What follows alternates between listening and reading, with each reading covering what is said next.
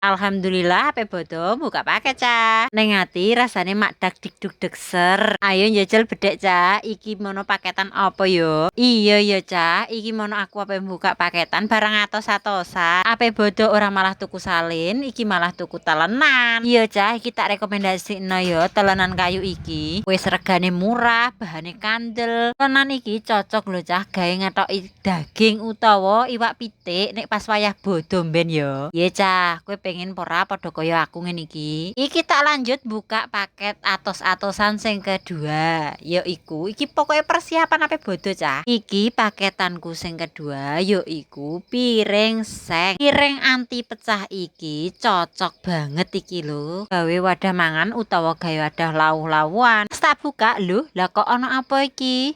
Walah, iki sabut nggo isa-isa, Cah. Ternyata ya ono sabut isa-isae barang, murah cangan iki, serenteng mak 6.000. Piringe iki isine selusin. Lho, rak cantik to piringe. Piring sing tahan banting iki cocok Cah ge mangan anakku cilik. Soale dhek nak mangan iki wedi nek piringe ceblok engko dadekno pecah. Lah nak piring iki kan aman.